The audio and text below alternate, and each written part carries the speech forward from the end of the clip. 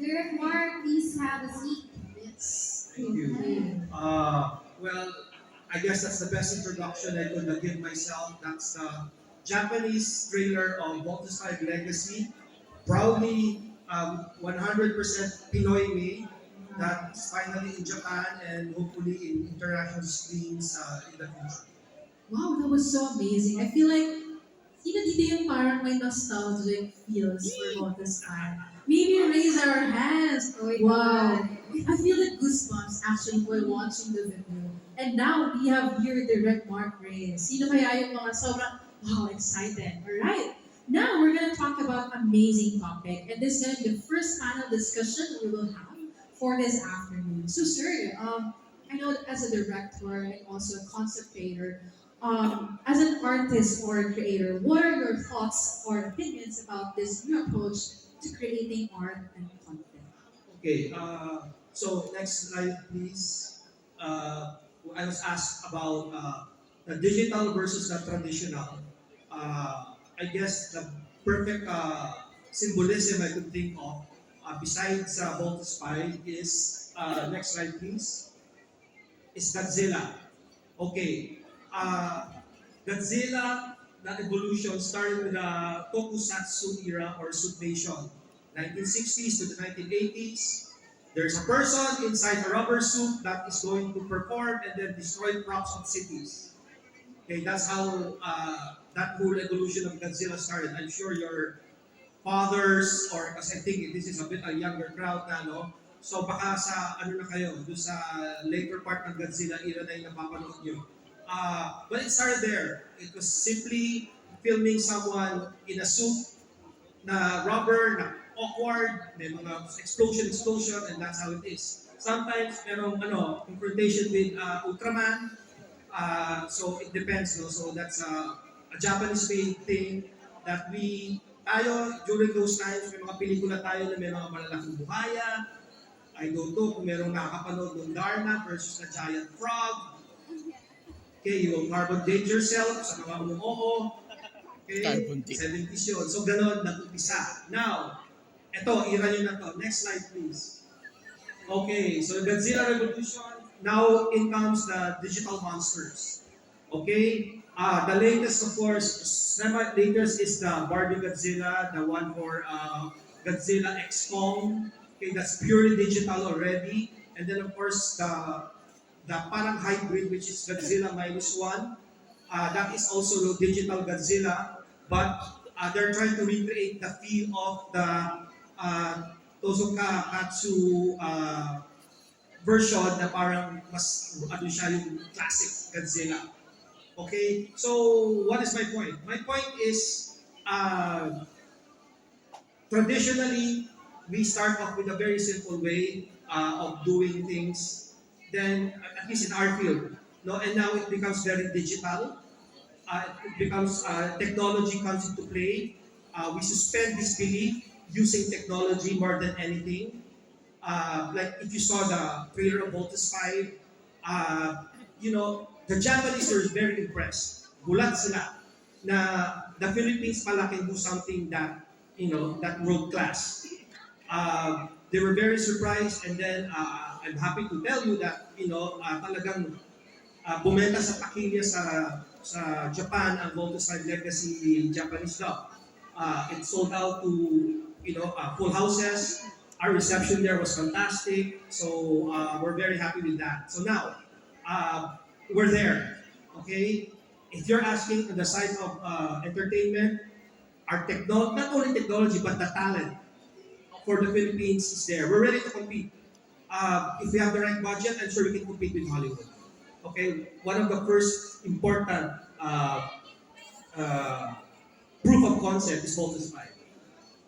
And it was truly amazing to see that before tayo yung nagda-dub ng mga shows outside the Philippines, but right now, it's finally us, no? Na Japanese dub na isang Filipino-made movie or content. So with that being said though, as we can see, there's a rapid advancement in terms of technology. And as an artist or creator, so how would you see the future of arts and what are the challenges have you experienced? And additional to that, how would you integrate the technology into your practice? Okay, next slide, please. Okay, the art remains the same, but the method changes. Okay, no matter what field, I guess, in art, in either the movies or television, art is an expression of emotion. Okay, but how well do you do it to come up to be 2024 instead of 1960? Okay, it's so funny that it's come full circle. It started with a tangible rubber suit with a man inside performing Godzilla, and then now to becoming purely created digitally, detached from everything. There's the only human factor there is the artist or the VFX graphics who's putting in numbers and putting in the program to make Godzilla create in a digital environment, and then interpret emotions or interpret Voltus 5 or interpret whatever, even human characters, Superman, Avengers, Iron Man. It's purely digital. Wala siyang sense of human factor. But the strange thing is, now, motion capture technology is back. So if you see this here, I'm sure you know this, Avatar, King Kong, Planet of the Apes, it's going back to capturing human emotions. So instead of doing it all digital, what they're doing now is the emotions of the actor acting out, sinusundan nila, and then they just put a layer of effects. Like let's say the creature or the ape. Pero they're going back to the heart and soul of a performance. So, bumalik. Dati, yung parang, huwag na mag-hire ng actors, kaya na ng mga digital artists yan. Gagawin natin, yan, ganyan yan. And then something, there was a human element missing. Nawawala yung puso. So, bumabalik tayo ngayon sa capturing the emotions, and then even in dubbing, dapat ang galing ng dub. Even if it's cartoons lang, the emotion should be there. So it goes back. It goes back to that kind of story that it deals with emotions, it deals with heart. So I guess whatever field, not only in the art, in the arts or in film or in television or in media, any field that you go using technology, kung wala kayong puso, kung hindi maganda yung interface nyo, nahihirapan yung mga tao na mag-interface, let's say, sa isang buying app or whatever, it's something's wrong, But if you have that sense of, humanity, and na, mahihirapan si ganyan, dapat ganito, dapat ako baka problema, dapat meron kong sagot sa ganyan. So there, it applies the same. Now you're asking what are the future technologies that's coming up. Okay, next slide please. Okay, from the green screen world, so you see this, Voltus 5 use a lot of green screen. Yeah, we got fragmented set. Like this one example is they're just looking at the green screen, but on film it comes out like that. That is more of the traditional way of doing things. We still do that. We still use that. Hollywood still uses it. That they create the world. Where imagination comes into play for the actors. Like they're not seeing the planet there. Si Lizardo, si Draco, si Azandra. But they have to use their imagination as performers to see. This one, they're inside a castle, looking at the beast fighter, but basically they're just standing there in this, fragment set. And then here, this si Steve Armstrong is in a gimbal. When you saw kanina earlier the trailer, it looks very different from how they're performing. So they're like in a roller coaster kind of thing that we shake, we roll, and then they react to the beast fighter. Just like that. So this is the traditional or medyo modern approach. But now this is the more advanced approach now. Next slide please. Okay, the latest innovation is the use of gaming technology to create visual realities in the confines of a studio, where the electronic LED screen becomes a virtual and temporary world in actual time.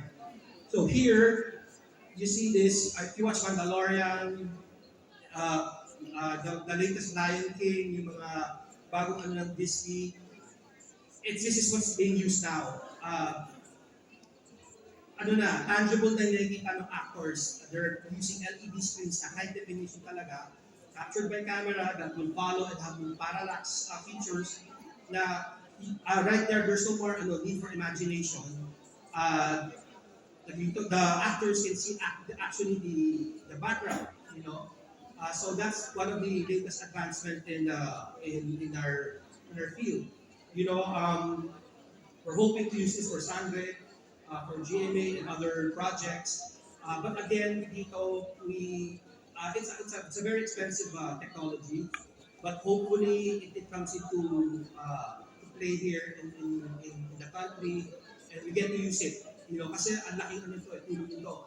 Lalo na tayo, our country, ano, no, ang hilig magbitan ng bagyo.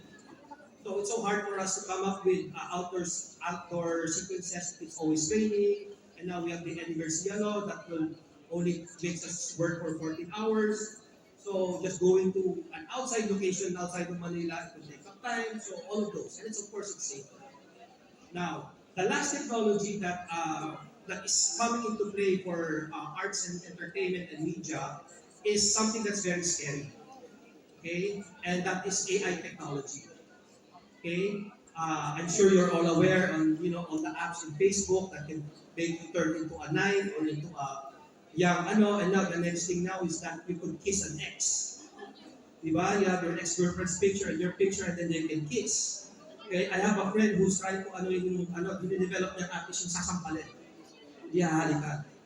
Okay, so those kinds of technology. Next slide, please. Yun. We are too smart for our own good. What I'm saying is that fine, but using AI technology to recreate dead actors, using AI technology to just create a digital representation of the actor and not hire the actor, yeah, it's really scary. That is what this whole last strike of the one in Hollywood, they were demanding parameters of the way it's used. One scary thought now is that like voice-over announcers or voice-over talent, kanina, is that now, ang dali na ipasok sa AI na magpapasok dyan na wala na yung industry ng mga voice-over talents. If that is, allowed and used and abused. AI has its place. I mean, in medical field, of course, it's easier for them to visualize a certain operation and that's fine. In our field, as long as you use it as a tool, like let's say I do a storyboard and I use AI, it's easier to present what a vision is, then that's fine. But to make it the actual use as replacing someone's talent or replacing someone's heart, replacing a writer, and I go back to the idea of yung puso, AI will never have the heart of a writer that will put into words the right words that can interpret the right emotions. I don't think AI will be able to do that ever. And then artificial. When you see a performance of an AI character, it's still artificial. You see it there. Star Wars is trying to do it. Mandalorian, if you've seen those, they brought in Luke Skywalker, a younger version, but it's still wooden. It's still So yun lang. Those technologies now are the ones that we should be careful of and use it in the right way. Amazing. I like that you mentioned that art is art, but the method changes over time. And I like that we are implementing the thought that we need human emotion, right? Because this entertainment is really close to our hearts, right? It's a memories, an experience, and also highlighting that AI is just a tool. So if you use it for good, then that would be amazing. But if not, then that's a problem, right? So that's amazing. And I think this is the last part. I know a lot of people here are very starstruck, right? But as an expert in your respective chosen field, what would be your advice to the young artists as aspiring to take advantage of the use of technology? Okay, last slide, please. Okay, just keep creating, just keep getting challenged, just keep dreaming. Uh, if you're wondering, it's so hard to dream, Voltus 5 is in Japan. Okay, that's the proof of concept that you need. I dreamt of Voltus 5, a live action version in 2009. Took me that long until it was finally released in the Philippines 2023. That's how long it took to create something. But as you can see, there are new toys, there's a new sense of fandom. It's in Japan, it's being praised. I know we won an award somewhere already. So it's there. So don't be in any field, not just in entertainment or media. Get challenged, dream, aim big. Yan ang mahirap yung sa Pinoy eh. Hindi na masyadong ano pwede na eh. I mean, don't, especially the way I see this crowd, you're in that generation that you can still, don't lose that optimism. Kailangan natin yan. Kung hindi, wala talaga mangyayari sa bansa natin kung ngayon pa lang kayo ay sumusuko na. Wow. It was a tough challenge. I went through heaven and hell just to get Focus 5 up there, but it's there. That can be done. So if there's anything that I will leave you with, it's that just believe in yourself, believe in yourself, and use technology the right way. Use it to your advantage. Create new technologies if the technology is not around. Okay? Magagaling mga Pinoy, ang daming diskarte na gulat ng mga Japanese na akala nila hindi magagawa pero nagawa natin. But it wasn't, we didn't buy that technology. No, we created the technology for Focus 5. So there, hopefully,